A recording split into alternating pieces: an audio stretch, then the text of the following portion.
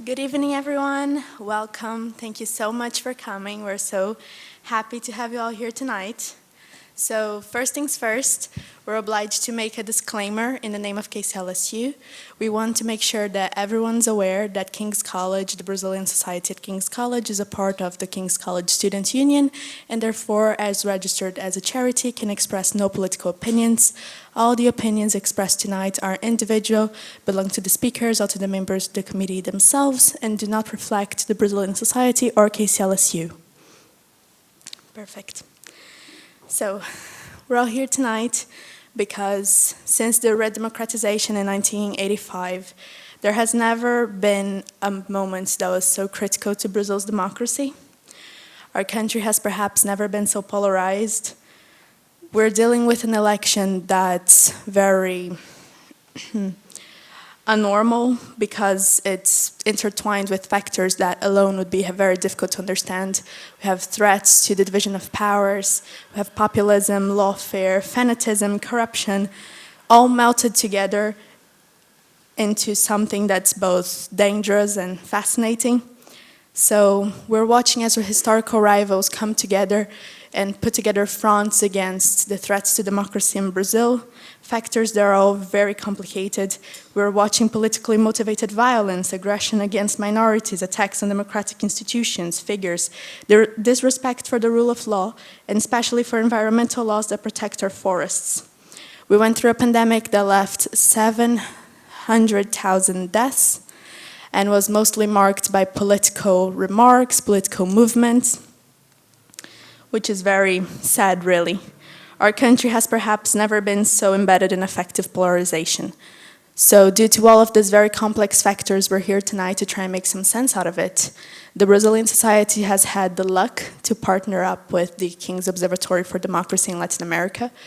And I believe that this partnership between a student-run organization and a college-run organization show just how critical the moment is. Despite of anything else, we Brazilians have come together to try and make some sense of the situation. We're very happy that a big part of the Brazilian community in London has come here tonight, and people from all over the world too, out of interest in the politics of our country. So now to present their views on the current situation in Brazil from their respective expertise point of view, and to answer all of our questions, we have here tonight PhD student Ana Carolina de Mello, visiting researcher Dr. Eduardo Zwartman, and also to say a few words in the name of the King's Observatory of Democracy in Latin America, Dr. Vinicius de Carvalho. Thank you very much for this introduction, and thanks again for all of you to join us here today for this conversation about the current situation in Brazil, especially the elections coming. As you mentioned very well, it is for us a great honor to partner as an observatory, recently created Observatory of Democracy in Latin America with the Brazilian Society here, trying to bring alive these discussions that are relevant for the construction, consolidation, and cultivation of democracy in the entire region of Latin America, but in particular in this case, in Brazil.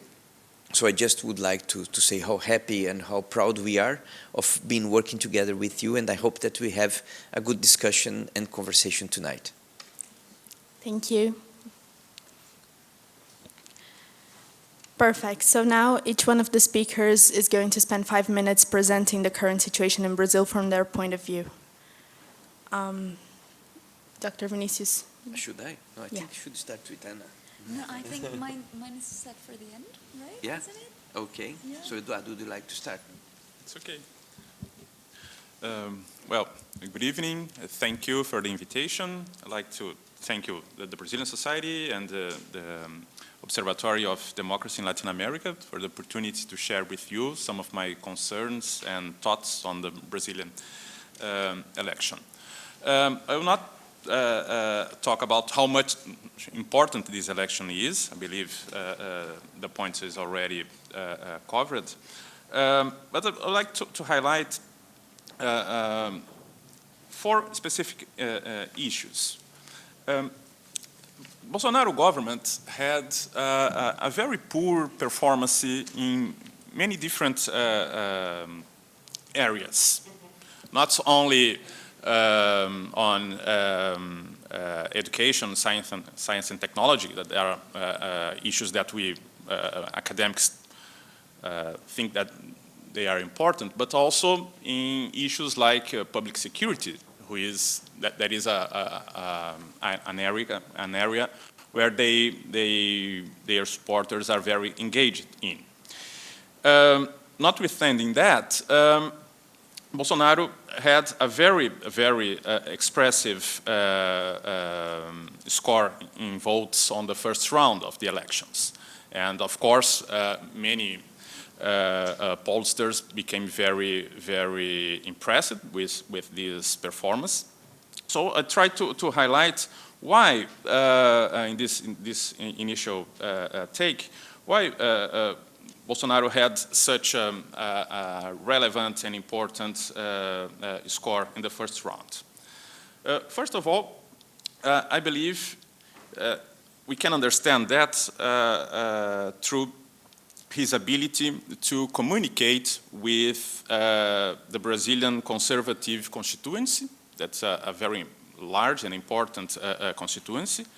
And also his ability not only to communicate, but also to engage far-right proactive groups in different sectors of the society.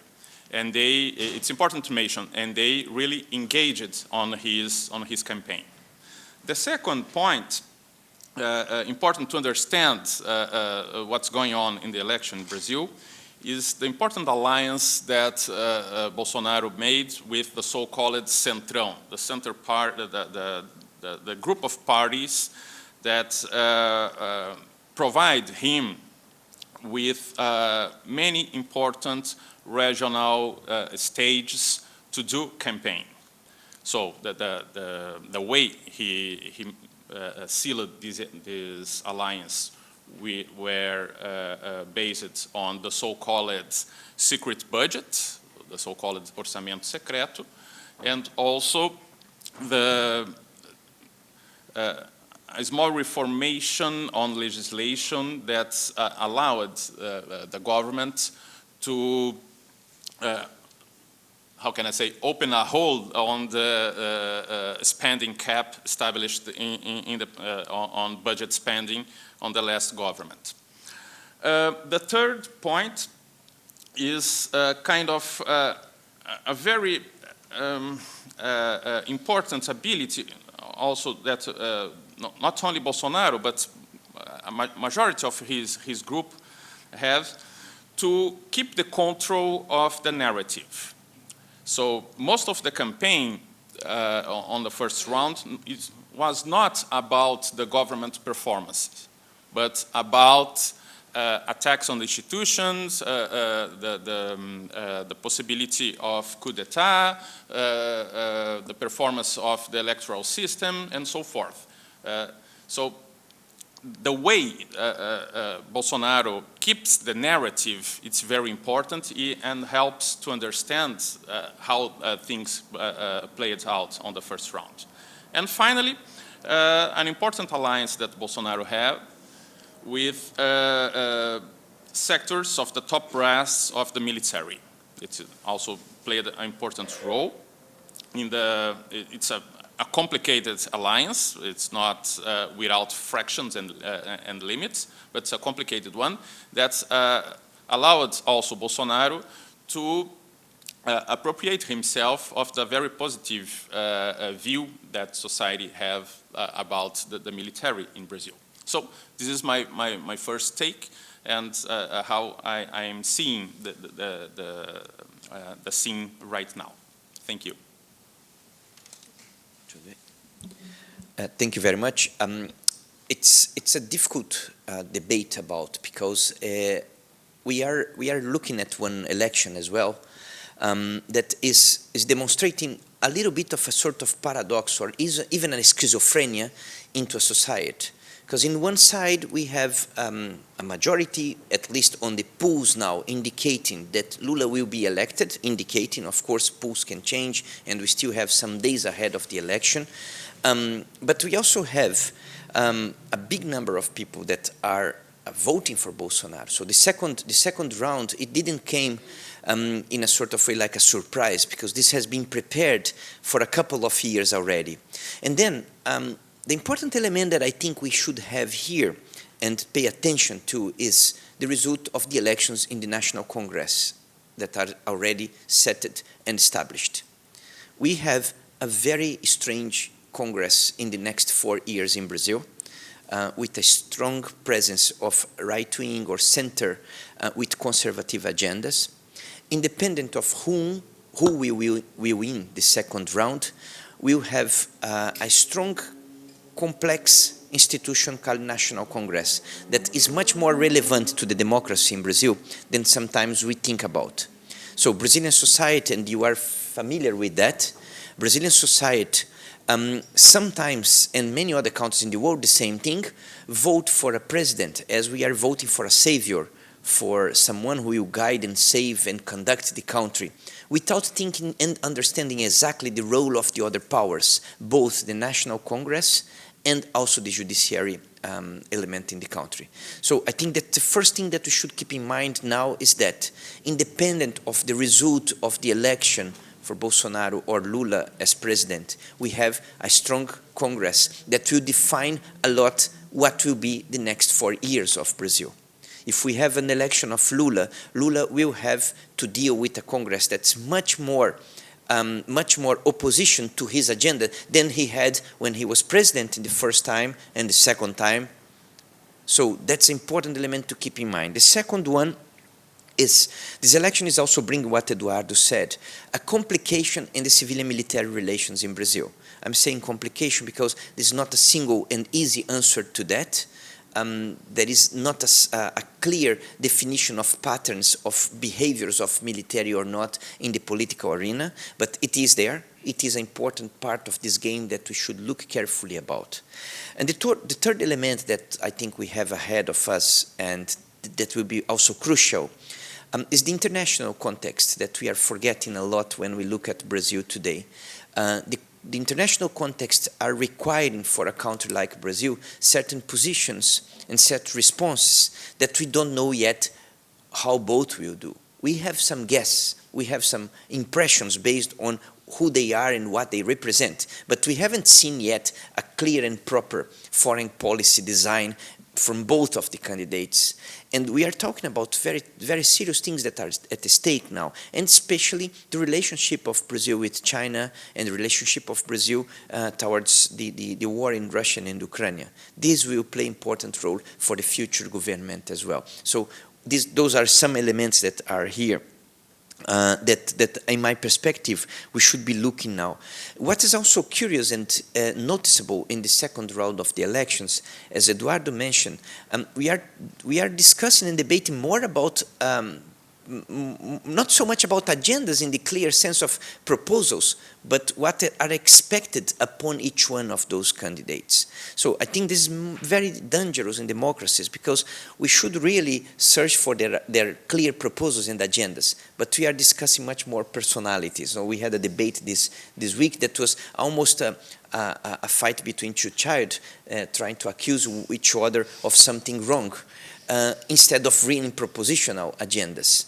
And there are crucial agendas ahead of us. One of those is the agenda of the environment, of course, a very crucial one, and we need to see clear policies. Well, we don't need to ask so much about Bolsonaro policy. We have seen this being developed in the last 4 years, but what Lula is bringing as proposals, indeed. Yeah? It's our expectation that will be different, or there are policies proposed that will be different as well. And lastly, to not take a lot of the time here, I think these elections also teach us a lot of lessons about the future in the context of the democracy in Brazil.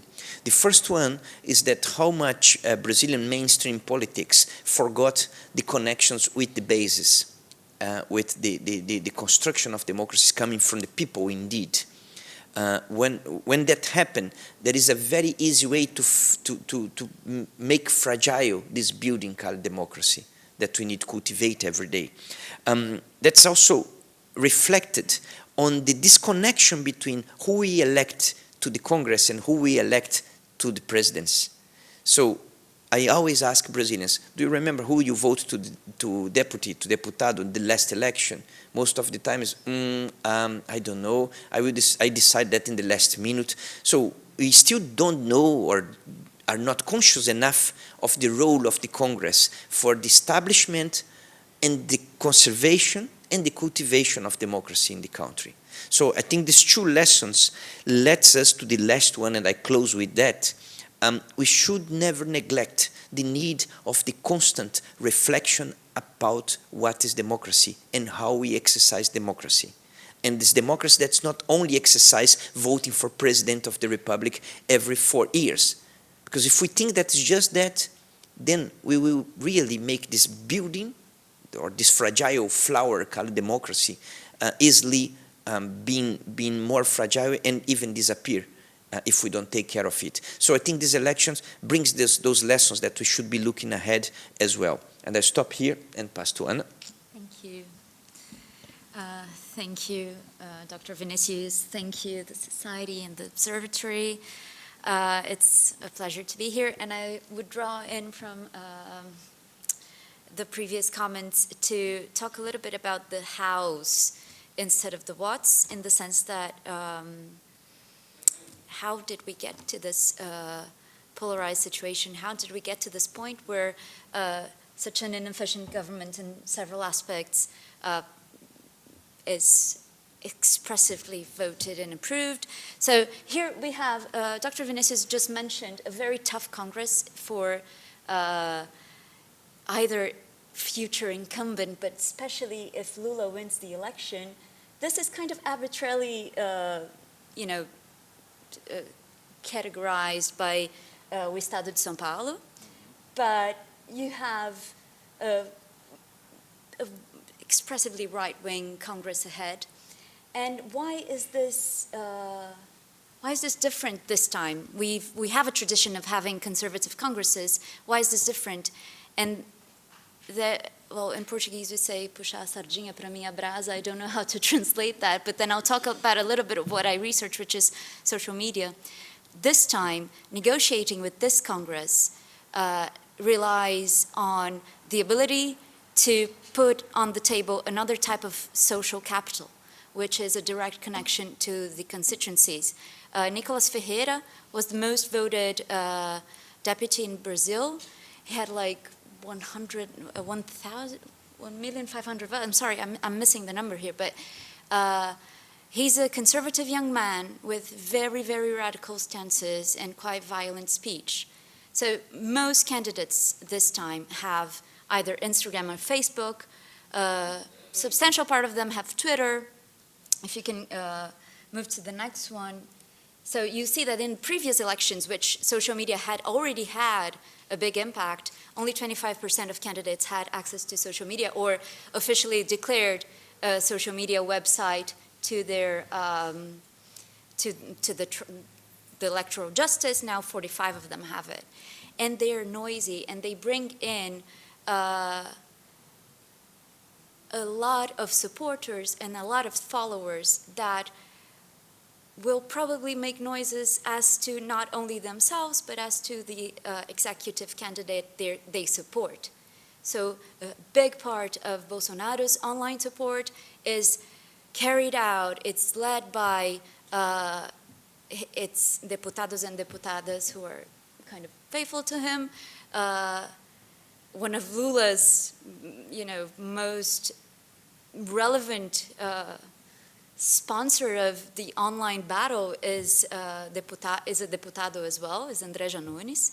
Was way into the violent and disinformative battle online. So basically, and that's just an illustration of how many candidates of the main parties have access and are very active in social media campaigning. I think that, and this is to close off, this explains a little bit of why have people lost their sense of electoral pragmatism in a way that characterized the second half of 20th century politics, in the sense of I need something, that candidate brings me something, hence I'll vote for him, or her to a disconnected from the material need, that kind of disconnected behavior, it relates to identity and how social media can group people and have them belong and create such a strong sense of identity that it actually doesn't matter anymore. Bolsonaro can say whatever he wants, he won't lose one single vote. Lula can do whatever he does, he won't lose a single vote within the consolidated, identified electorate. So I think that social media has played a very important part, and we're still going to see how a connected and mobilizing Congress, because they're not only representatives, now they're influencers, how is that going to affect our democracy in the years to come? Thank you. Perfect. Thank you so much. Now we're going to move on to the questions that were submitted beforehand when you filled out the form to participate today. So for the first question, the election results were shocking considering the polls that were made. President Bolsonaro had around 10 percentage points more than what was predicted.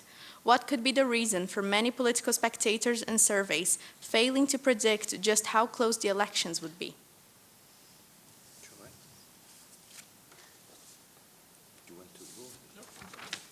Well, to be honest, nobody really knows.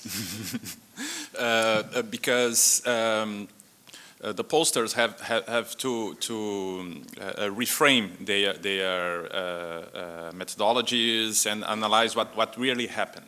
Are some hypotheses, just like the census is not corresponding anymore with the way the society has evolved in the last 10 years. The last census we had is 2010, so it's 12 years ago. This is one of the hypotheses. The other hypothesis is that Bolsonaro supporters didn't answer the pollsters. So that's another hypothesis. But honestly, nobody really knows what happened. Yeah, I would add to that another aspect that also is important to reflect upon, is that polls, they reflect, or their results are temporal. They are reflecting what happens in this moment here. Elections are still far. So to think that things will not change in the course of time can be a mistake, a methodological mistake here. And if we compare, especially the same polls, the same companies or institutions that did that, we could see actually a growing tendency of increasing of Bolsonaro votes on those polls. So the discrepancy was high, yes, but we could see a tendency of growing. And if we need to, methodologically speaking as well, read the polls in not as absolute response, but in this parameter, in this comparative parameter. And I think that's also perhaps sometimes a mistake of the analysts more than the data that we collect indeed. Just add a little thing. Well, what is curious to see is that in the polls in the last election in the United States, that so-called far-right vote was also a shy vote. The polls did not capture that sort of vote. So they started to think about what's the power of the shy vote, what's the power of lying to the pollsters. But there's also a phenomenon that might have worked here as well as it did there, because they did some extensive monitoring. There was like a flood of disinformation in the 2 days right before the election, and tailor-made disinformation, and that had enormous power because that kind of triggered the votes of the indecisive, of the not so sure, of the I'm not going to bother to get up from the couch and go vote, which we know voting is mandatory in Brazil, but we know it happened. So I think there may be lessons there that we should be looking at too. Maybe something happened like that. Thank you. Now the next question is going specifically to Dr. Eduardo. In terms of democratic backsliding, it is possible to observe many countries worldwide that were once considered full democracies, democratically elected leaders with authoritarian speeches, and are now either authoritarian or flawed democracies. Amongst those, we can highlight Putin's Russia, Orban's Hungary, Chavez's Venezuela. Before heading to the military ceremony of the bicentennial of the independence of the 7th of September, Jair Bolsonaro said to a group of supporters that Brazil has gone through difficult times, but good times too, such as '64, and that history can repeat itself. By '64, he referred to the last coup d'etat by the Brazilian armed forces that lasted for 11 years. To what extent do you believe Bolsonaro poses a true threat to Brazil's democracy? Is there a concrete possibility of a coup in case Lula wins? Well, that's a very interesting question and very complicated one. In the case of Lula's victory, I believe it's a matter of belief. Bolsonaro will force the line, not exactly to perform a coup d'etat, because I really believe he has not the leverage to do that. Many sectors of the Brazilian society already spoke against a so-called adventure. But I believe he'll try to do something as a way to negotiate, avoid going to prison. So probably we will have some episodes of violence, or maybe a very rough discourse or something like that, in order to negotiate. In the case if he loses. If he wins, lots of people say, "Oh, Bolsonaro is a real threat to democracy." But not, in my view, not in the case, I don't believe in the case he wins with this Congress, he will perform a coup d'etat. There is no reason to do that. But where's the threat to democracy in the case of a second Bolsonaro government?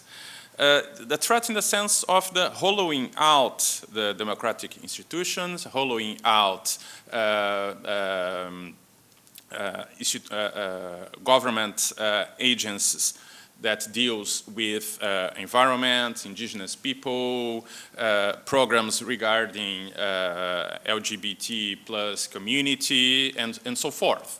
That this is, I believe, the space where a second, eventually second Bolsonaro government will work in the sense of jeopardize democracy, not exactly in the sense of a coup d'etat or something like that, but hollowing out, make institutions weaker, and people less prone to believe in political institutions.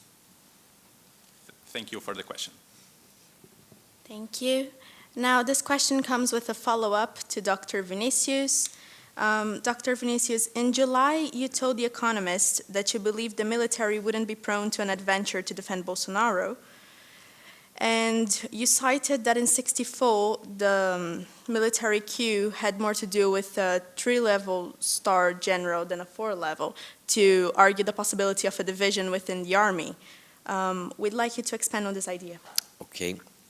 I will try not to be too long on that, because it is something that must be very well understood here.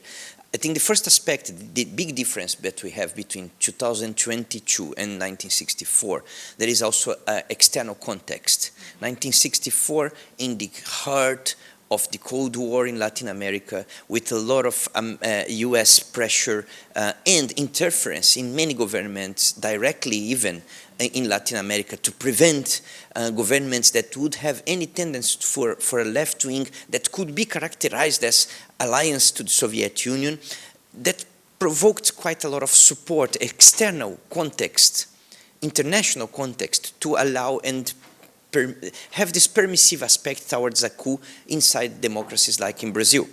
And many other countries. We saw that later on in Chile, we saw that in Uruguay, we saw that in Argentina, and in Central America, even before Brazil. So this global context is not there. That's the first aspect that we should consider. I think nowadays the concert of nations, it's much more concerned about any suspension of the democratic rule and the democratic process of elections that were before. Said that, we have the second point here, the question of the military involvement on that. 1964, it's a culmination of a process of military interference in politics that even started with the proclamation of the Republic in Brazil. So it's not that 64 is an event that shouldn't appear. It has been built up inside an institution, armed force, that were still in the process of professionalization in military terms, in professional military terms, with a lot of engagement in politics. Until 64, generals could stay in the role forever, until they died. There was no retirement, no compulsory retirement for generals. So in 64 we had like a massive 5-star, because we had mariscals indeed, dealing with politics directly, provoking political division, having position. There were military that were really communists and others that were really right-wing supporters of coups and etc. That's again not so clear anymore. Since the redemocratization in Brazil in 85, or 21 years of dictatorship, not 11 as the first question appointed, but since that, there was a process of a professionalization among the armed forces that start to understand much better as well their role as not only a force for external defense and their correlation and cooperation with other armed forces, but also trying to understand more their role inside Brazil. Of course, that never goes so perfectly and so properly, and of course, in this government in particular, many military, both retired and still in service, were called to perform political roles, what's never so healthier for democracies, but there is here something that's more a cohesion among the force than we had in 1964. So when I said about the 3-star general, it was a lieutenant general, not a full 4-star general. It was not really the highest rank that promote a coup. That's why there was a fragmentation or a fracture inside the cohesion of the armed forces in general. So this is something that we are not seeing. The armed forces, they can have independent individuals with opinions and positions and political positions, but as institution, there is not a fragmentation that can really damage the institution itself. And the damage of the institution was what provoked the coup in 64 as well, because part of the military that were not in favor of the coup were also suspended for their rights, arrested, etc. in 64. So we are not seeing that in the armed forces in Brazil today. It's a more cohesive institution, hierarchy and discipline, the important pillars for institutions like armed forces, they are there, and there is not officers that are giving signs of not respect the hierarchical decisions that are taken by the top star generals. That's a little bit what I want to say, and I hope that was not too long and boring. Not at all, thank you. Now for the third question. President Bolsonaro is well known for his controversial sayings against democracy. However, former President Lula has also made statements to make his pro-democracy position debatable. For instance, in an interview with El País in November 2021, Lula downplayed Nicaragua's dictatorship by comparing Daniel Ortega to Angela Merkel. Furthermore, his Workers' Party called the re-election of Ortega earlier that month a great popular and democratic demonstration, even though all Ortega's competitors were imprisoned or exiled.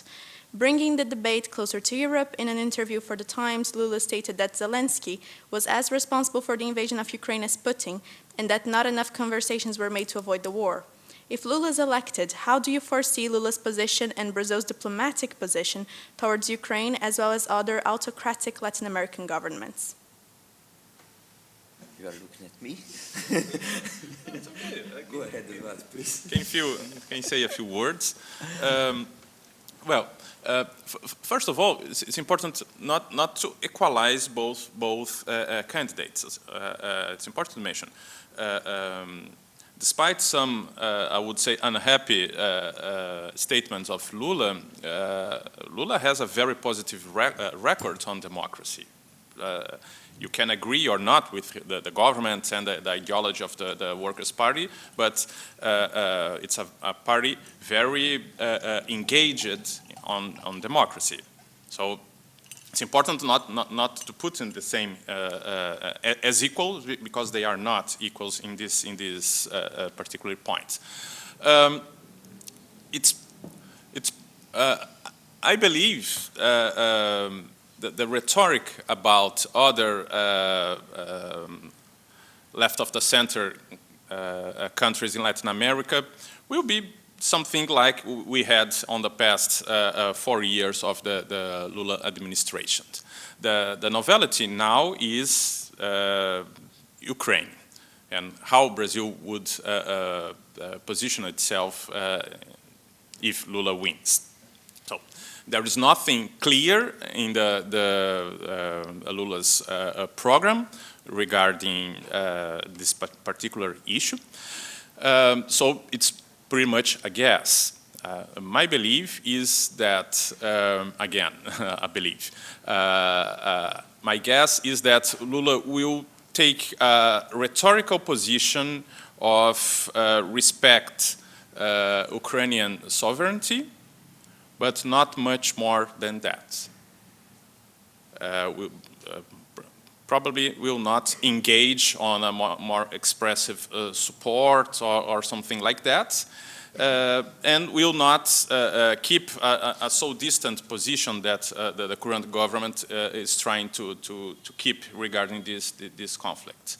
Because for Brazil and Russia, economical relations are very thin. It's not Russia is not very important to Brazil, and Brazil is not very important to Russia. If China do not place a major role on putting pressure on Brazil, and China is a very important commercial partner to Brazil, I believe what will happen is that a more tough declaration, but just it. May I join also this conversation about the question of foreign relations in both cases? I think we should not only look at Brazil, Ukraine, Russia situation, but in a broader picture here, in both candidates and independent of each one. I don't remember when it was, but about 20 years ago, suddenly the world started to talk about BRICS, or BRIC first and then BRICS. So, and there was none of those countries that created the acronym, or none of those countries that really come together and say, hey, let's create a group. It was Goldman Sachs that said, well, fantastic, there is a group of countries that are in similar process of development at this point, and they will be great markets in the future. We need to start to look at them as a group.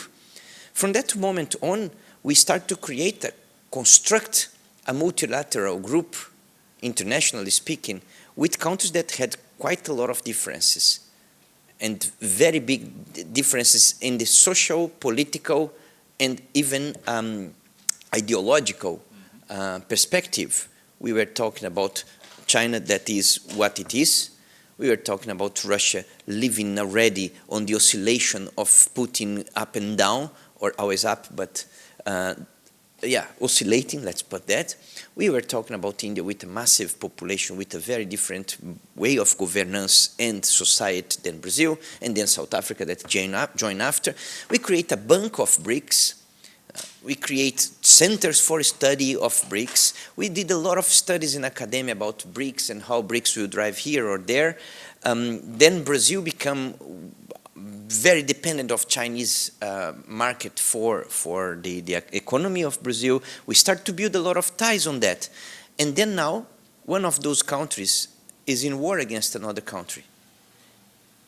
And what we expect from Brazil behave into this picture, multilaterally speaking as well.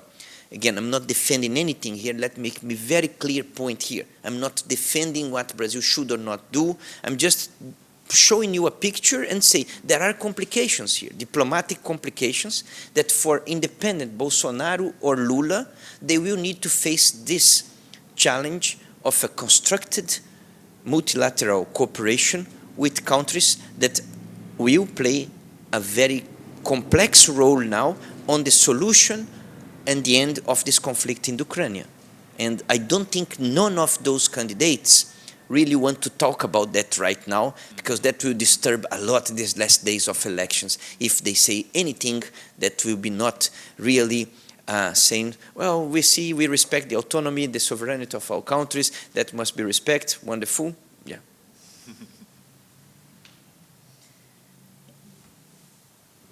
Thank you. Now to the fourth question. Brazil's Space Research Agency, the INPE, shows that Bolsonaro government had a deforestation in the Amazon growth of 73% compared to his predecessor Temer. And the lowest levels of deforestation in years actually happened during Lula's government. The lowest was during Dilma's government, his successor from the Workers' Party. Additionally, the Indigenous Missionary Council has reported that attacks on indigenous communities almost tripled since 2018 when Bolsonaro was elected. If Lula is elected, how could he recover the progress that he has once made in this area? And what would be his plan to reach the targets of the Paris Agreement and strengthen current institutions like the Brazilian Institute of Environment and Renewable Natural Resources, IBAMA?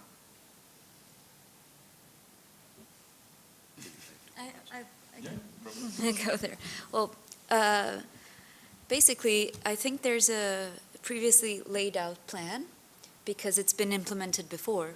I think the numbers show that, oh, you have them there, like from 2006-7 onwards, there's been a dramatic decline because we had Prodecer, we had the TER, several satellite imagery programs, monitoring activity. We had actual policy making in favor of IBAMA and Instituto Chico Mendes to protect biodiversity and irregular deforestation. We had, on 2006, if I'm not mistaken, so-called moratoria da soja. It's like a suspension of the purchase of soybeans that were planted on irregularly deforested land. So it was an agreement that was sewed in, it was kind of made with the cooperation of Itamaraty back at the time. So there is a laid out plan to control. Of course, there's damage that cannot be reversed, but there are institutions and there are social movements that can work within an environment mandate under Lula's mandate.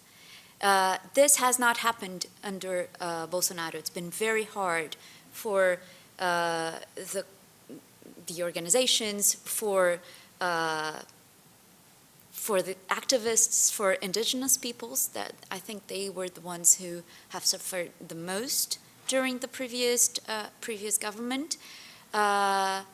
Gladly, and I'll talk about social media again, I'm sorry, but it's just, I think, of course, all the kudos to the militant people.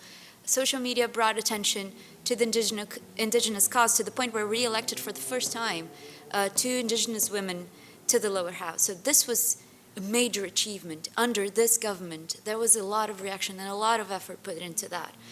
So I think the path is set. To directly answer the question, the path is set. Of course, people that are contrary to an environmental agenda and Amazon protection agenda and indigenous rights agendas are empowered. They have more guns now. Basically, that's happened too. They are more armed, more empowered, and so they will be a tougher fight to fight. But there's a laid out policy plan to meet the Paris agreements. I think that's it. Is there anything that I'm missing in the question? I think that's it. Would you like to add to anything? I'd like to add just one point. If we project another chart over this one, depicting the budgets applied to IBAMA and Environment Ministry and the Science Technology Ministry, you'll see that the rise of deforestation has an inverted correlation with the declining budget. So Bolsonaro did not shut any of the agencies, but he, as I said before, holed out. He shrinked the budgets and put people in the leadership that work to hamper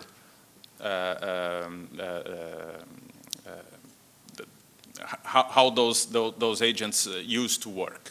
So in the case of the Lula victory, that would be not so difficult, not on the first year, but on the second year for the government and so forth, to recover budgets and to recover the capacity of those agencies to perform their missions.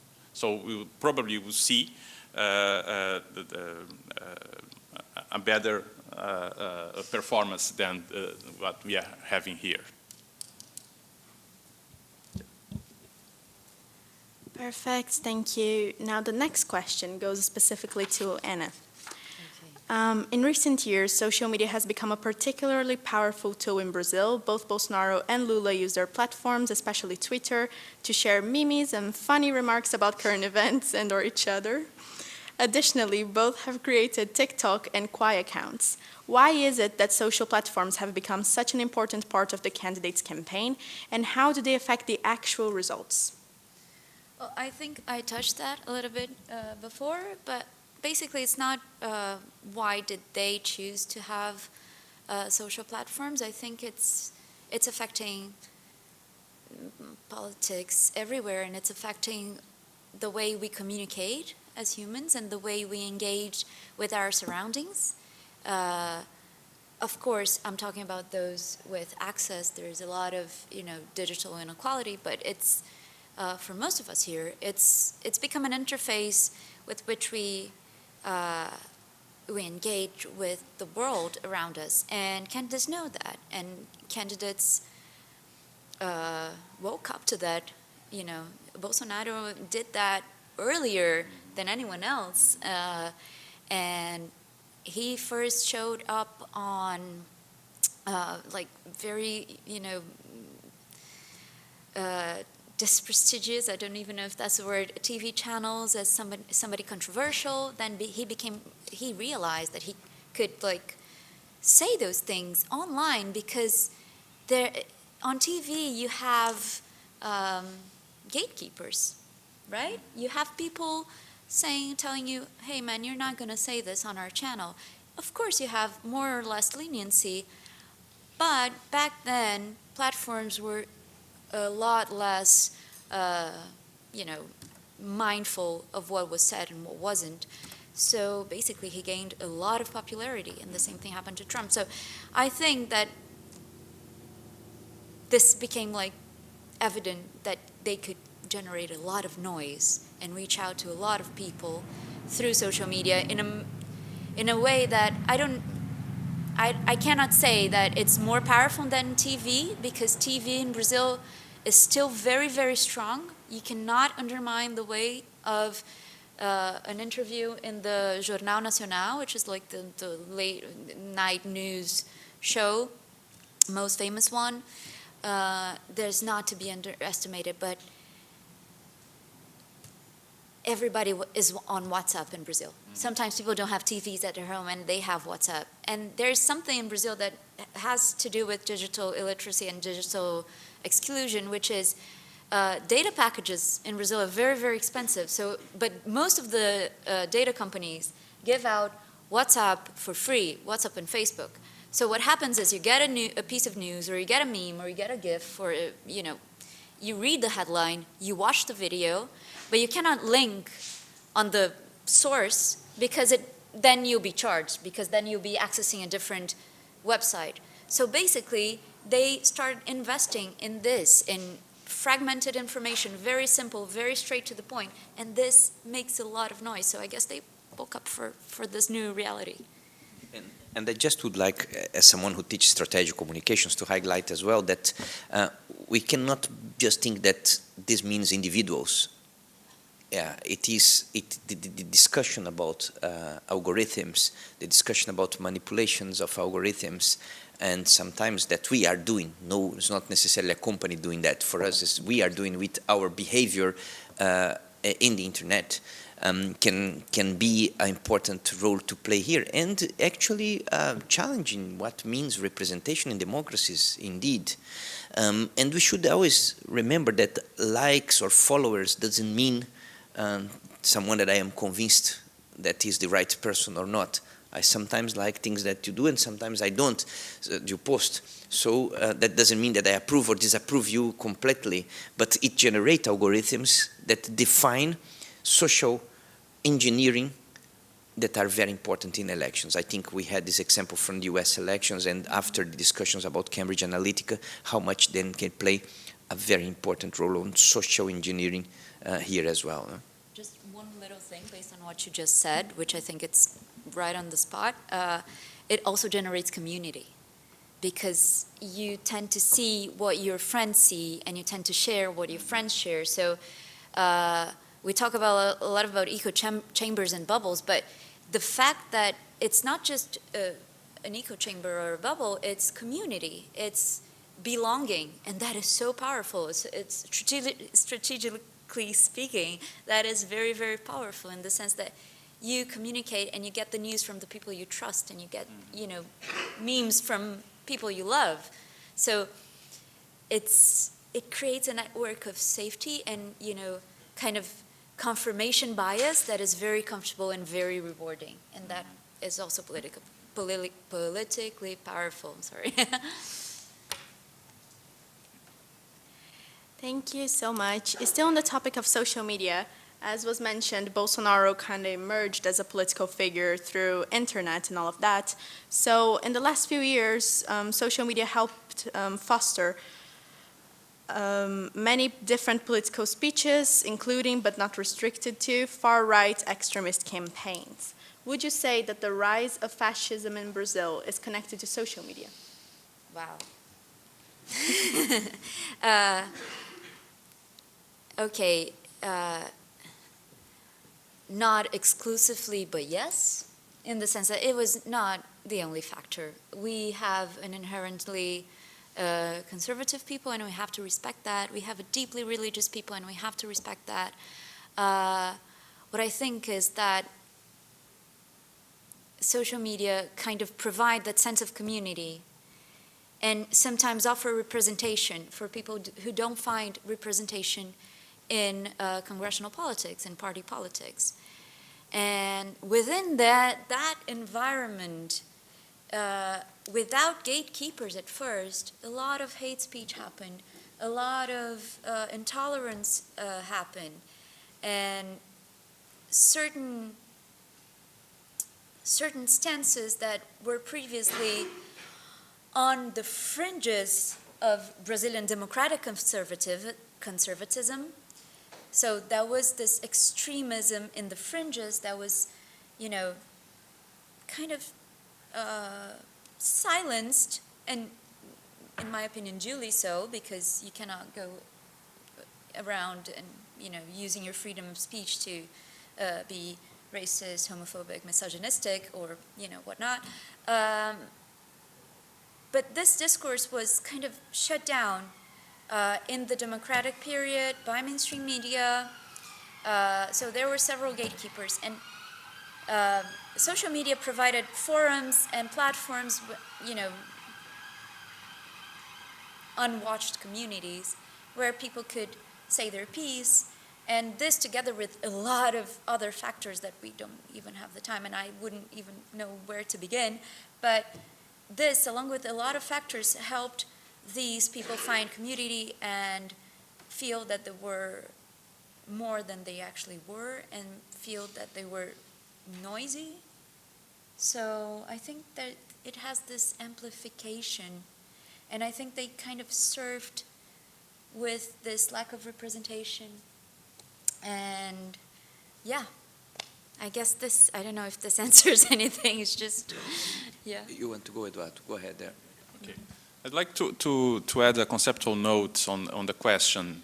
not regarding social media, because it was very well answered, but I have no problems to label Bolsonaro as a far-right and some kind of a threat to democracy in a way I said before. It's very clear in terms of political theory how to label him as a far-right politician. But I would not classify Bolsonaro, and neither the Bolsonarismo, as a fascist movement and Bolsonaro as a fascist politician. No, not at all. It's different kinds of anti-democratic or authoritarianisms. It's not, in my view, it's not correct to classify Brazil as a country where the fascism is rising.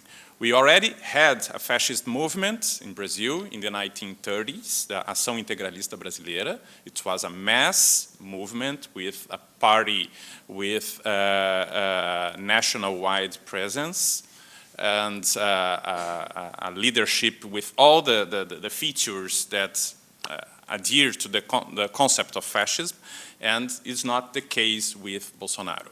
It's important to make this distinction. Even the military dictatorship, it's not correct to label the military dictatorship as a fascist dictatorship. It was not. It's another kind of authoritarian government. And Bolsonaro, again, is a far-right politician? Yes, he is. But he's not a fascist in the sense what the fascist movement is, okay? And you will remember the name of the book that I will not remember now, but as a good lecturer, I should recommend the book. It's by an Israeli writer, Amos Oz, who passed away a few years ago, a very important writer because of his literary qualities, but also a very strong politically engaged in favor of peace. And his book was, what's the title again? Do you remember? No, it's not Perfect Peace. It's a short book. In Portuguese, I think they translated at Contra o Fanatismo in Portuguese. And don't think the title in English is the same. For the zealots, something with some zealots, exactly. And I think it's very short reading. And you can find that for sure in the internet. How to Cure a Fanatic, exactly. And I think it explains much better what we are seeing today in the context of Brazil than simply the labeling as ideology, like fascism or political movement, indeed. But it's much more emerging of many sort of totalitarian behaviors or hating behaviors that can be addressed to many different groups, independent of what we are thinking ideologically speaking. And that's what I think is important, to be very careful, not only in Brazil, but in the world in general. How we are dealing with the differences. We eliminate what's different. So if we eliminate, in the end of, we're left alone because everything and everybody else is different from me. And even the sense of social media, well, I associate to some things that you post again, but not all of them. Then I associate with others. So I will post a prayer and someone say that, oh, we need to arrest this or that group or kill. So different contradictorily here. That's again, we should not look at social media as drivers of ideologies, but much more or impulses, I would say. Can I just add one little thing? Dear Zealots. Dear Zealots, yeah, it's the How to Cure a Fanatic, and Dear Zealots is the subtitle of this book. I just wanted to add that, well, in theory of populism, we have this concept of an empty signifier, which is something, you know, a name or a person or a symbol that you can basically fit whatever meaning you see in it to it. And I think Bolsonaro's figure has that quality in the sense that he was not, you're absolutely right in saying that he cannot be outright labeled as a fascist, but those anti-democratic fringe behaviors around Brazilian conservatism and many other aspects of our demographic, look at Bolsonaro and see what they want reflected. He's a person that has built this, and his digital identity supports that. His public appeal supports that. He's a person that can appeal to a lot of people that feel that they have been misrepresented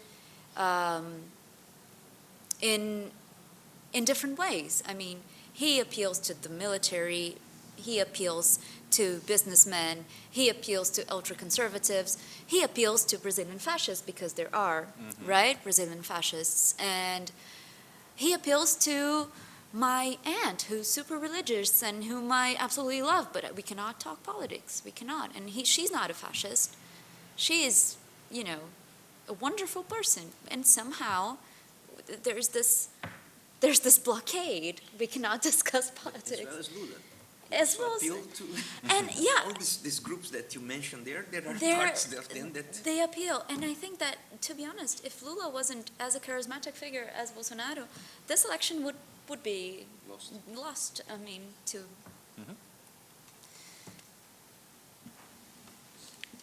Perfect. Thank you so much. Now to the next question. Just last week, Transparency International called the secret budget, which started under Bolsonaro, the biggest known process of institutionalization of corruption in Brazil.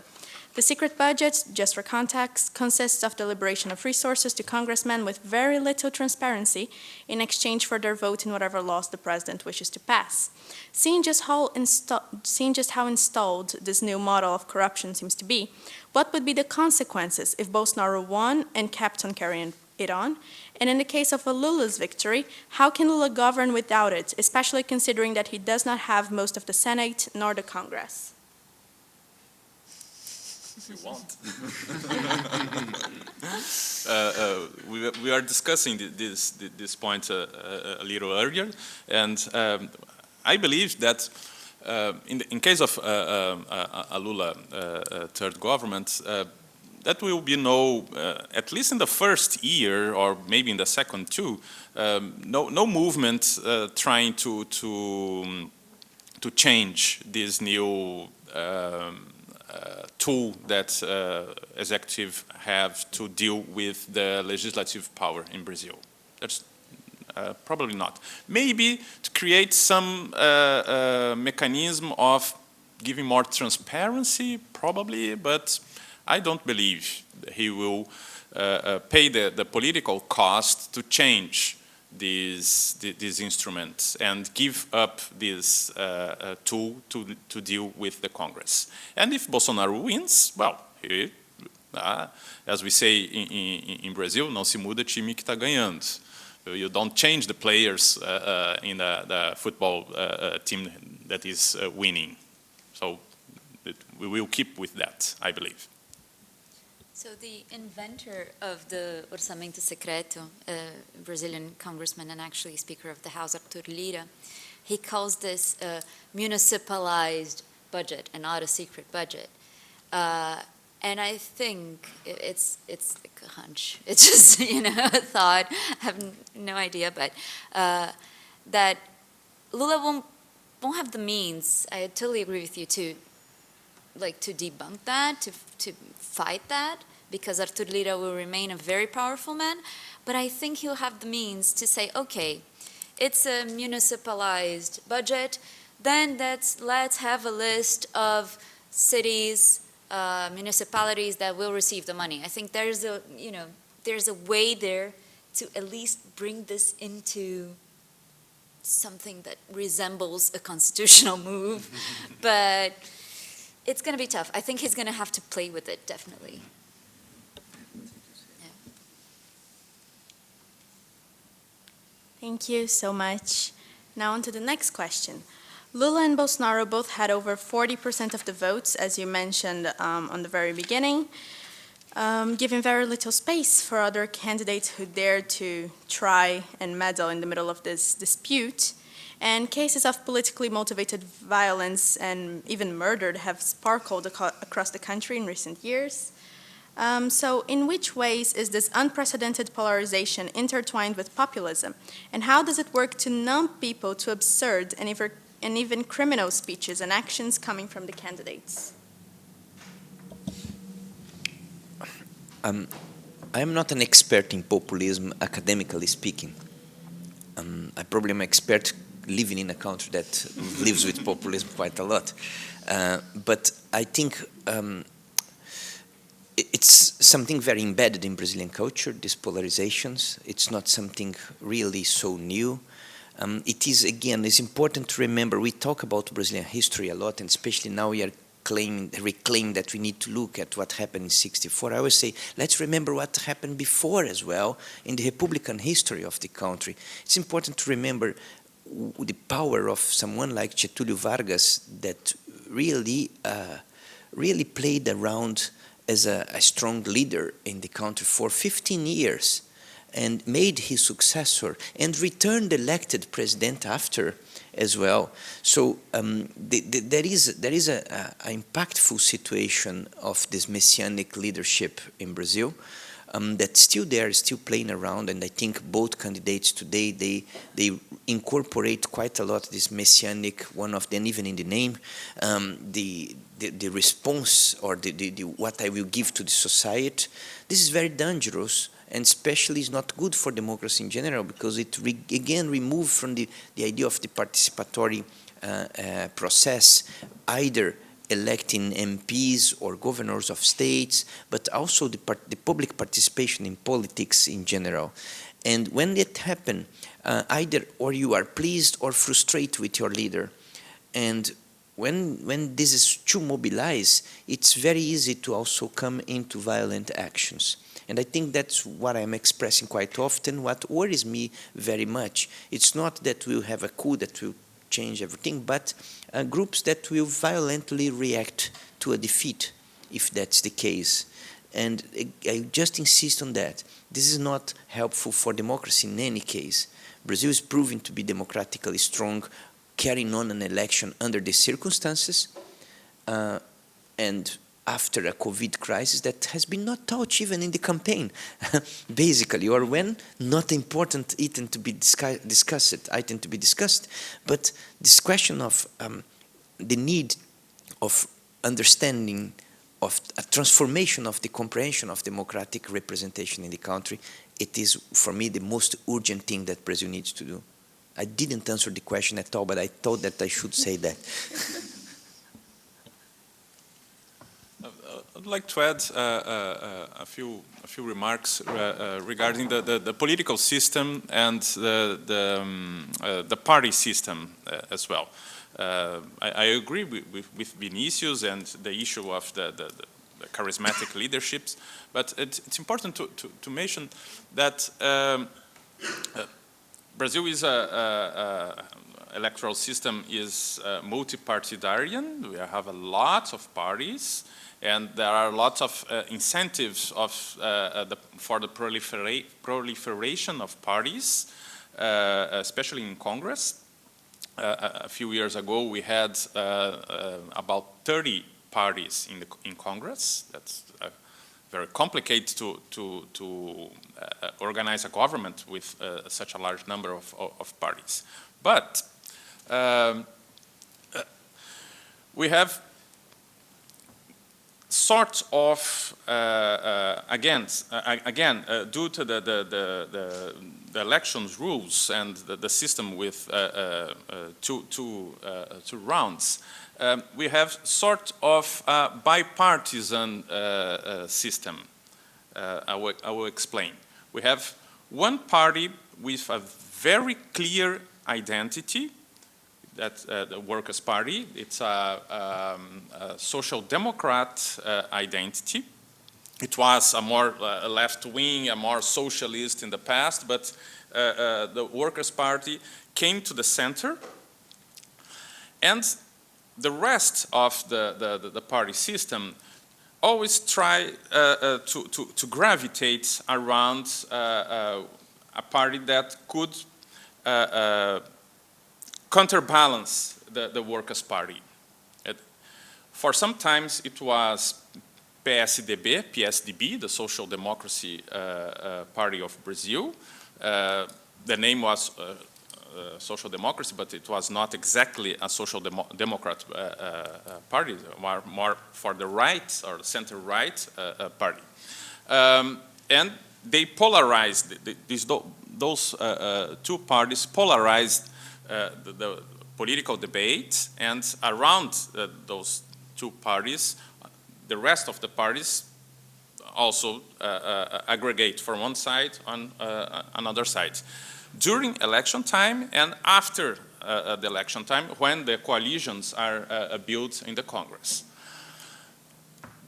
The novelty, not of 2022 election, but the 2018 election, was that PSDB was almost imploded, and Bolsonaro emerged as an individual figure capable of perform the role that before the PSDB used to role, to be the galvanizer of the anti-petistas, the anti-worker parties constituencies. So that's an important novelty of the political system.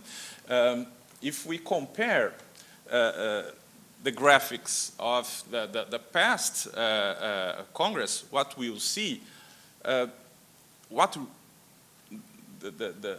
who shrink it was not the left, was the center. And it's important to mention, Bolsonaro was elected for the first time by a tiny and irrelevant party. And after 1 year in the government, he left the party, and in the last minute, he entered in another party, and this new party, that is the PL, Liberal Party, became, due to the electoral weight of the Bolsonaro, became the larger party in the Congress. So the novelty is this capability that Bolsonaro has to aggregate around him all the so-called anti-worker parties constituencies, both in society and in the political system. That's a very new phenomena that the political scientists are still trying to figure out how and why it's happening.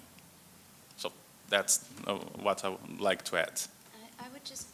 I would just add, speaking of populism and how to numb people to absurd and even criminal speeches.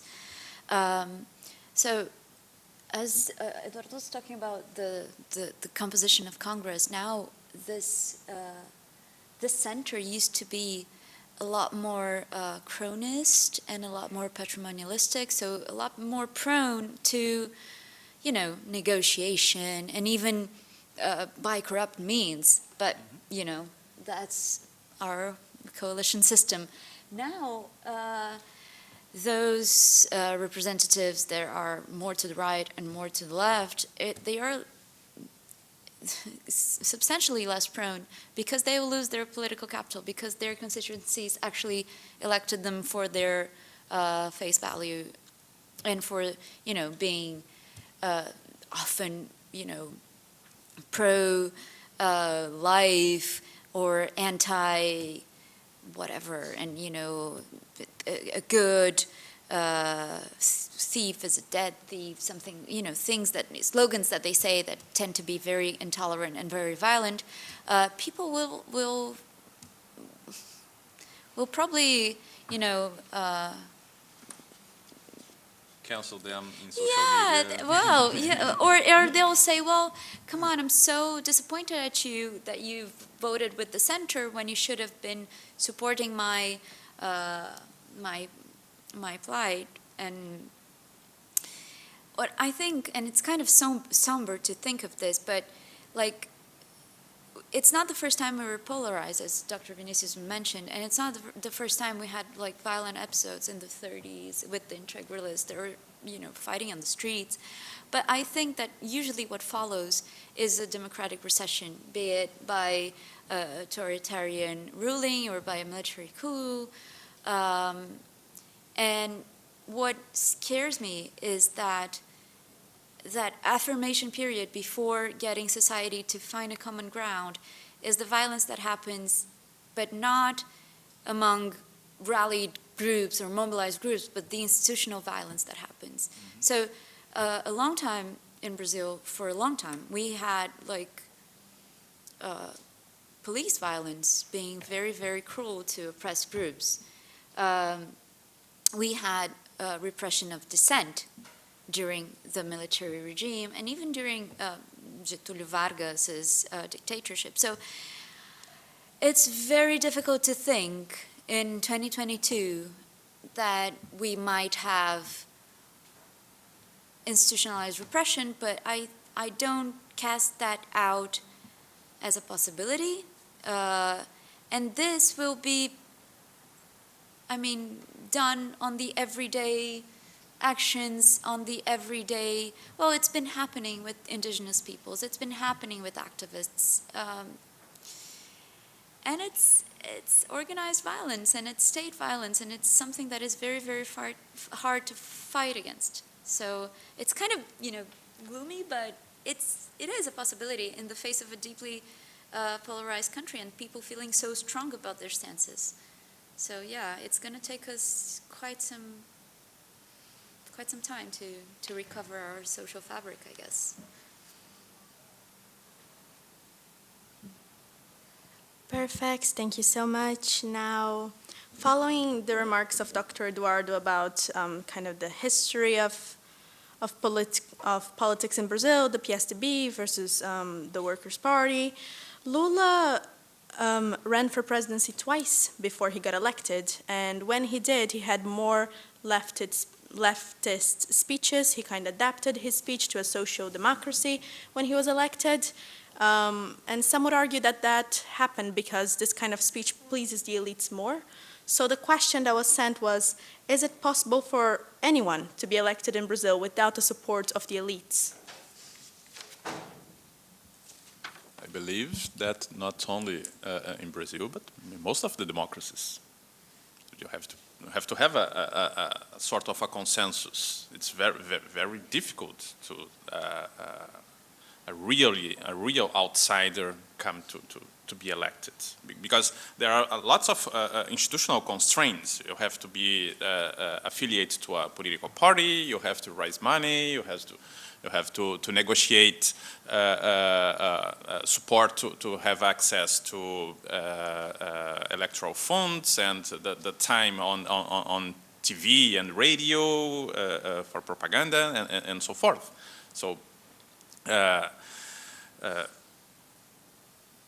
there are institutional constraints that pushes to a more moderate and close to the center candidates.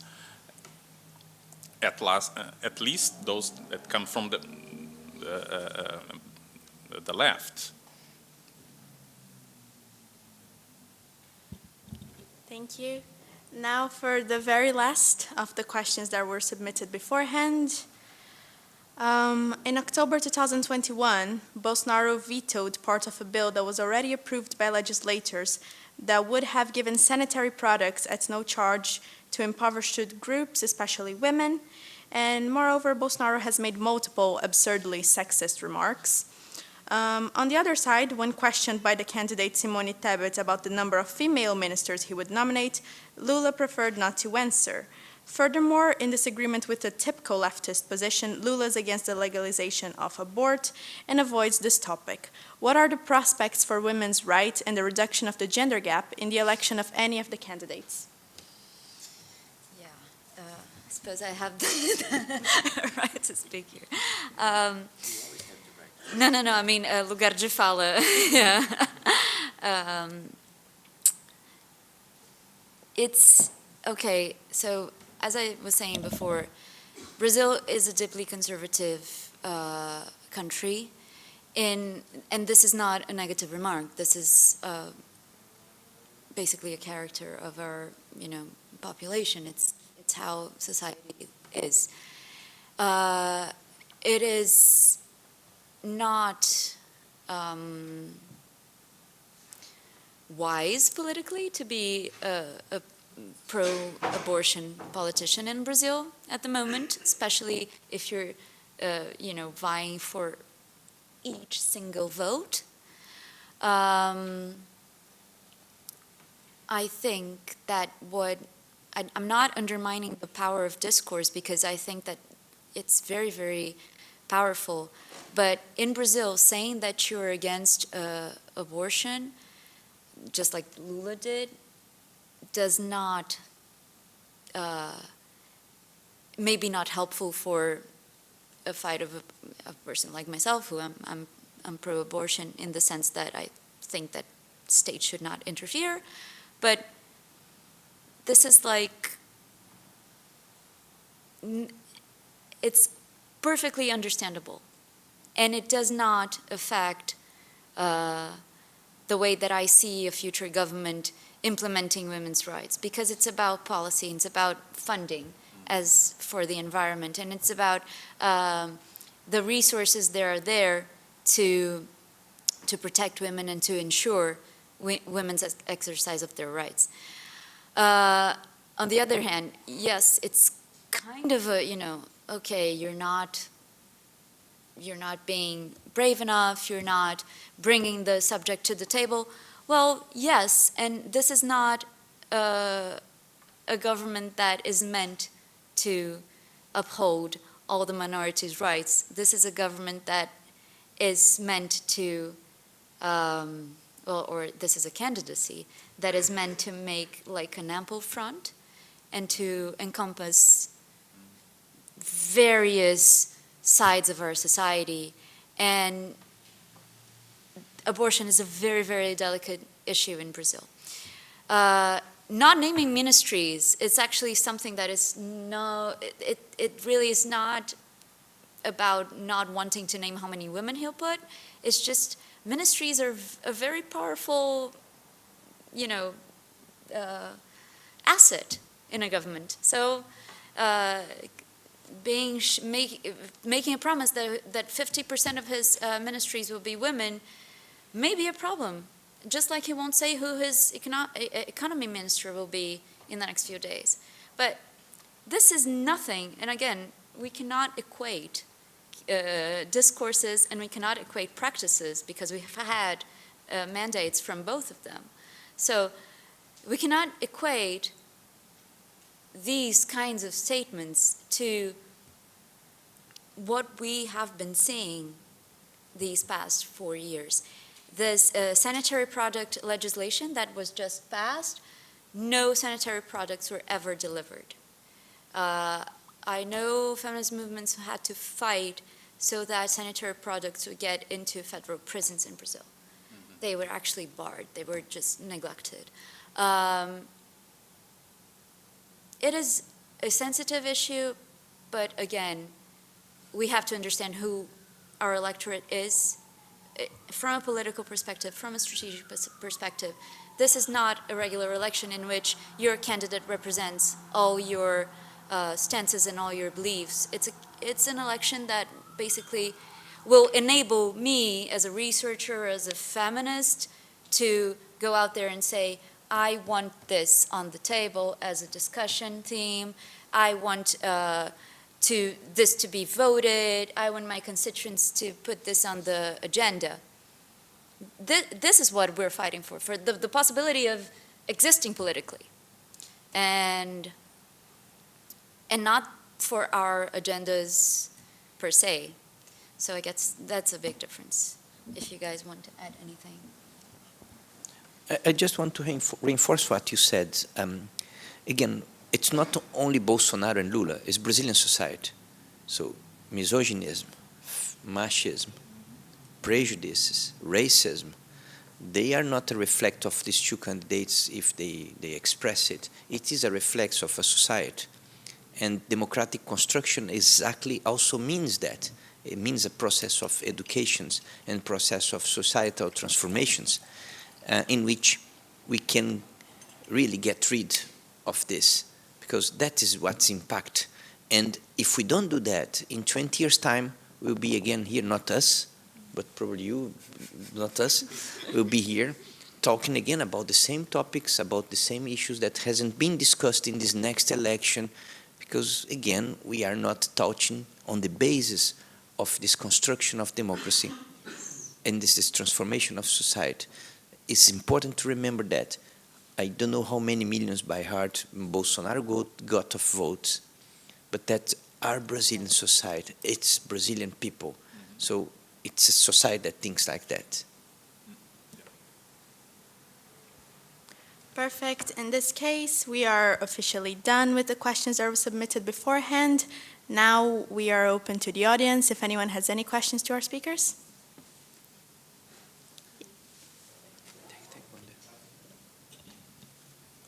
Yes? Yeah, there was a guy on the BBC the other day, and he was basically like an ex-pastor or padre or whatever, but now he's working for an organization called Christian Workers. And his view that he expressed was that although his personal opinion is that Brazil should have things like gay weddings and things like that, and although he was declaring his personal support for Lula, he was very critical of PT, the Labour Party, for what he deemed to be an excessive focus on the politics of identity. And he said that the average Brazilian is sick and tired of hearing from PT about the politics of identity. And he went on from there to say that in his opinion, he is certain that if PT continue with that tactic, Lula will lose the second round.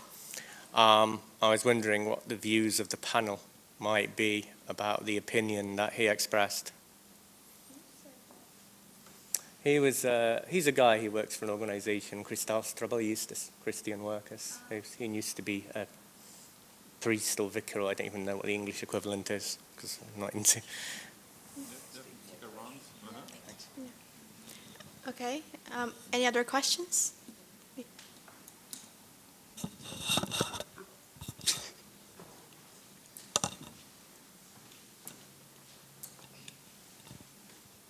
Hi there. I think this was touched upon before, but I just wanted to go back to the topic of polls.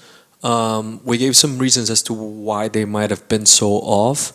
Do you guys know if they changed anything in their methodology for the second round, or if it's still quite wrong? And the second part is, we talked about comparing now to 1964 and potentials of coup d'etat, and I know Vinicius' views on the topic, but I'd like to hear the panel, and perhaps again Vinicius, just on the likelihood of a January 6th type of event, of a not conceding. If you look at the polls and you cut a margin of error and you assume, a win by 500,000 votes or something, a very narrow Lula victory, what are the likelihoods that Bolsonaro doesn't concede? And in that case, what does the top army brass do? And in that case, you were talking about hierarchy. Does the average soldier follow them, and do other almost paramilitary armed organizations, I'm talking militias here, follow suit in an attempt of violence? Sorry, that was a lot.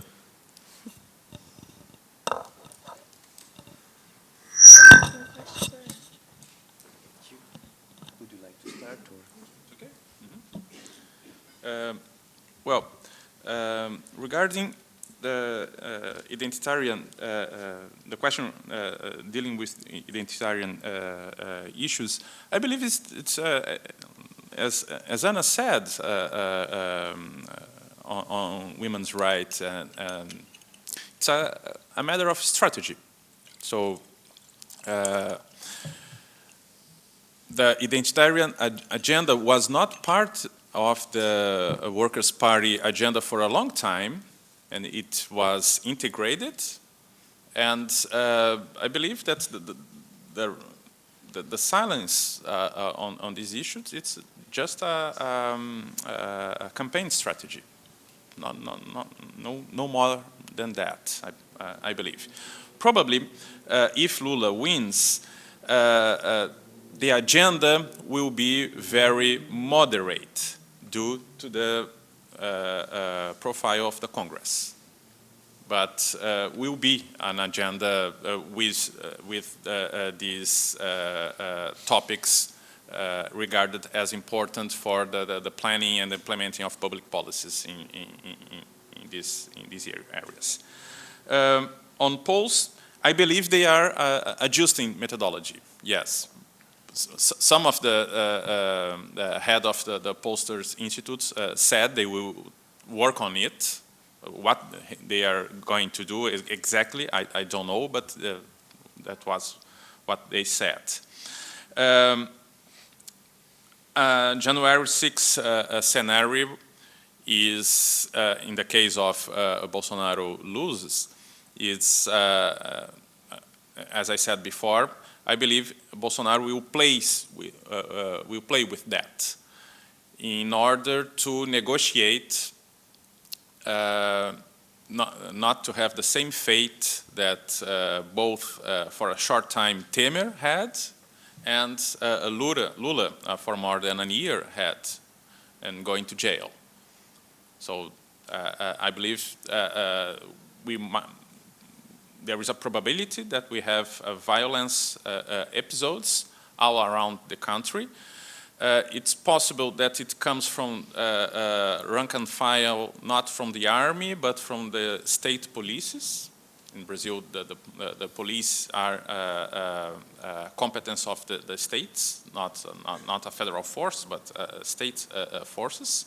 So a lot of mess might happen, and I believe Bolsonaro might use these circumstances to negotiate some sort of protection for him.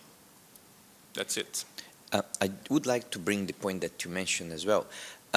It's important to remember that Brazil is still the most Catholic country in the world, and absolutely majoritarily Christian, with several thousands of Christian denominations, with several different Christian agendas, but converging all to certain Christian principles, among them questions about abortion, most importantly, but also many other agendas that are not necessarily inclusive, because again, it's majority.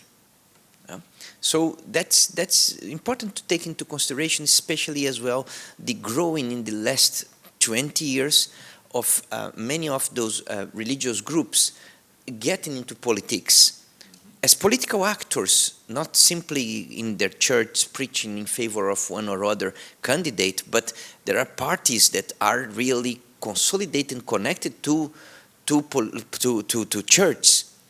There are TV channels that are related to church and had a huge audience, and they represent a big part of the population as well. And those groups, they will be constantly, independent of Bolsonaro or Lula, support a conservative agenda. During PT's government, some of those parties and politicians and church supported as well Lula's government, and during Bolsonaro as well. So it's a different approach here. And then I think that's come to your question. I think touches in a very important point. This conservatism of a society that's not, again, only from candidates. About the polls, I have no idea as well. It's not something that I study so much. And about the likelihood of having an event like January the 6th in Brazil, I think it's not impossible. I don't know how to measure the probability. I think the target probably will be not the Congress, but maybe the Supreme Court. That is a power that has been on the spot by some groups accusing of disturbing the democratic process. So I think we should be aware of that. And again, that will be the moment that we need very important leadership, both to keep the cohesion of forces and especially to not feed a population that can start such sort of movement or reaction. That's my views on that. Thank you. Just to add to the 3 points.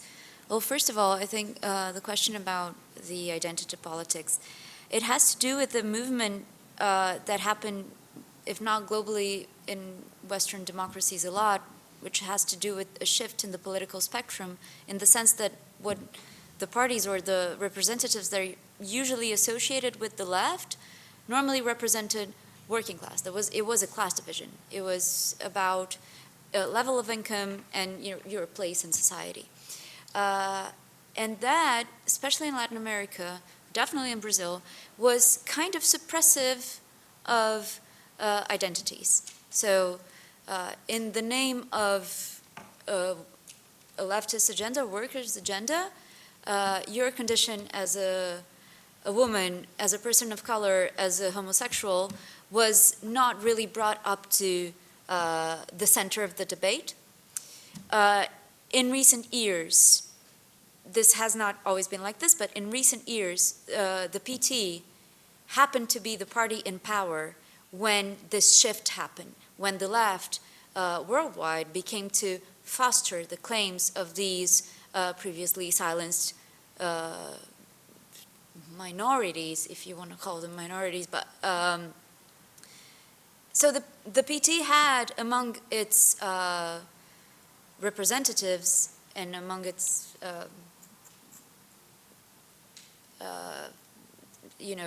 public figures, people who embraced that sort of agenda. But that, I think, and directly responding to that man's comment on TV, it's a lot more discursive, and it was amplified in a much larger way than actual policy. I mean, actual policy happened, and it's a good thing it did, because you have had a surge of affirmative action, and not just during Lula's government, during Fernando Henrique's government too. You had many policies to equalize access to schooling between, people from low income, but people of color, women. So a lot has been done to that end. And a lot has been done also because it was the times, and not just because it was Lula in power or Dilma in power. For instance, Supreme Court approved homosexual marriage or considered legal during Dilma's government, if I'm not mistaken. And it had nothing to do with, Dilma herself. So it's kind of the spirit of the time, and a shift that happened with the left, and the left being able to be permeable to these agendas. But in terms of policy, it was just, reasonable, progressive, definitely progressive policy, but that's what was expected. The amplification of discourse was something else, was then, I think, reactive. And that really is, with disinformation, like the Mamadeira story, or the, like a kit that came in the schools, This got amplified, and this has made this connection between PT and that sort of thing.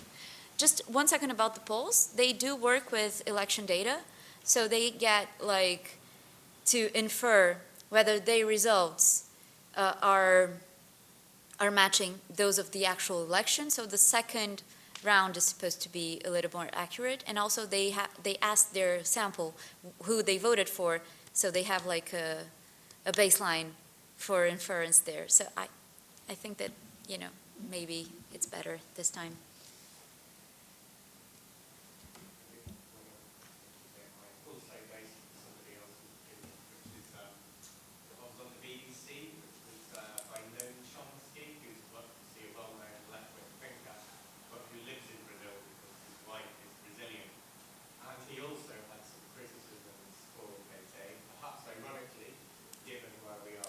His criticism was that it seemed to him that Pete had kind of abandoned being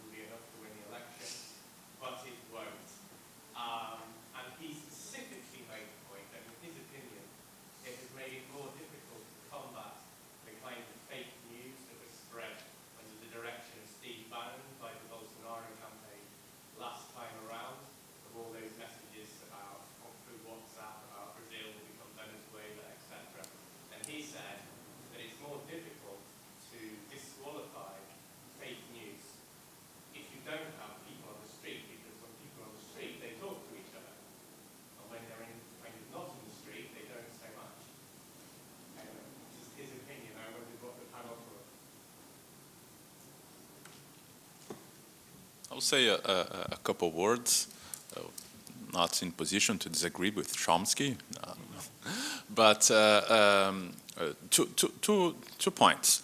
One is what political science calls the iron law of the political parties. So once parties achieve to win elections and became to power, they became to bureaucratize and get more distance for their social basis. So it's you can talk the same about the Labour Party here in UK or anywhere else. Another point I'd like to highlight is that when the Workers' Party was created, it has basically three roots. One was university, of course, and the other was the labor movement. It was very, very strong at that time, late 70s, early 80s, last century. And the third was the so-called progressive church, Catholic Church. So those three constituents of the laborers, the unions, and the church, we saw a massive change in the Brazilian society. We have a more a movement from the Catholicism into the Protestantism in Brazil, very, very significant, that weakened one of the roots of the social roots of the Workers' Party, and the weakening of the unions. It's not only in Brazil, but it's a global phenomenon. So most of the unions connected with Workers' Party today are civil service unions, not from the industry or from the commerce and so forth. So that's how helps to understand what Chomsky was trying to point out. Thank you. Any other questions? Okay. Right, perfect. Yes?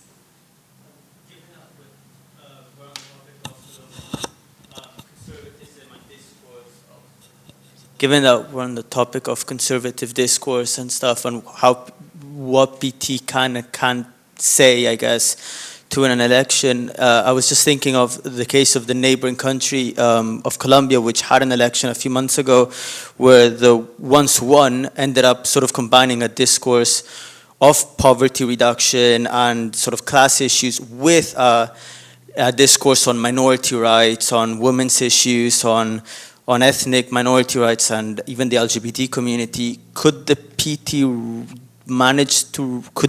do that, or is that too difficult in Brazil? Is too conservative, I guess?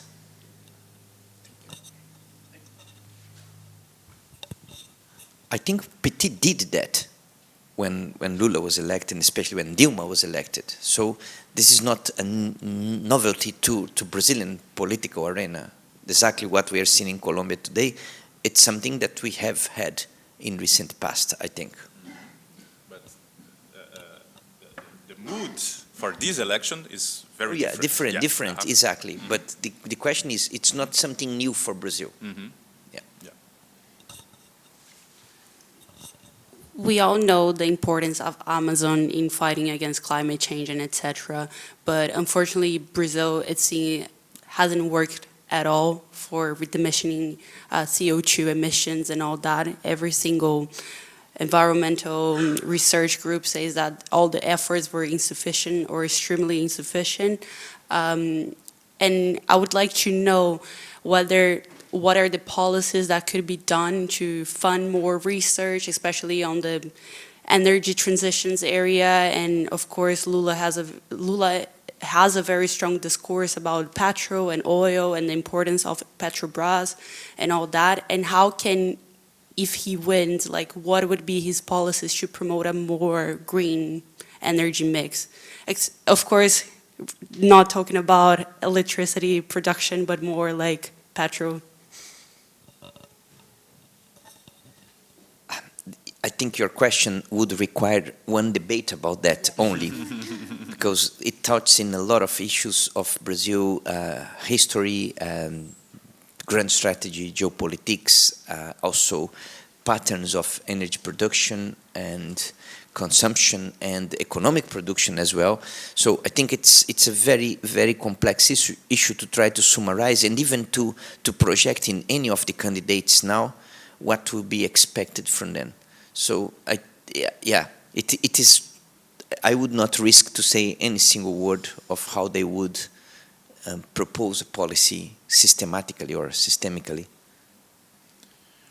Well, I would say only that Lula has a record on this topic, not only on, say, that oil is important, and when Brazil found the so-pre-salt reserves, that was a bless of God, things like that, but also on biofuels. Production of fuel, diesel and other fuel from many different ethanol and ethanol and so forth. So it was a very target-oriented and effective policies and to foment this kind of actions. If he wins and if this kind of policies will be reignited, I don't know. Probably they will, but it's just a guess. But he has a record on this topic. And will be also depend of the demand of the world. Yeah. Questions?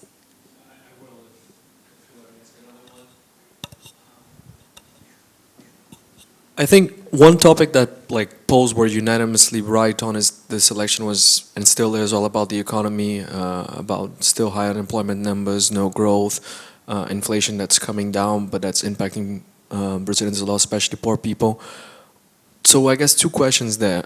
We're now getting this inflation, and obviously Bolsonaro in an electoral measure increased the cash transfers to the poor.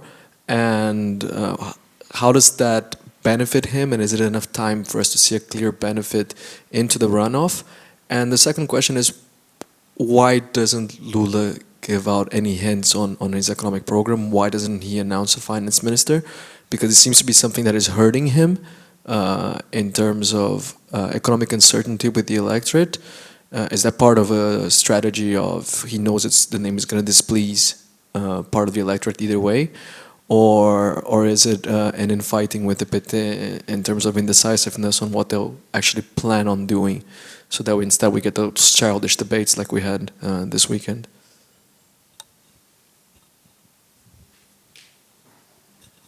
I would like to comment about that. The question, the economic question, it's also, again, we need to look at around the world.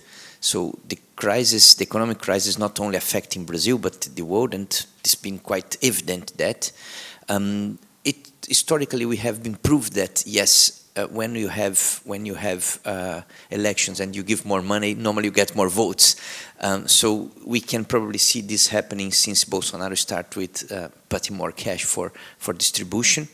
And again, I think Lula is careful looking at this Congress again, the composition. How can I do something before knowing what will be the composition or what players I need to have around in order to compose a government here?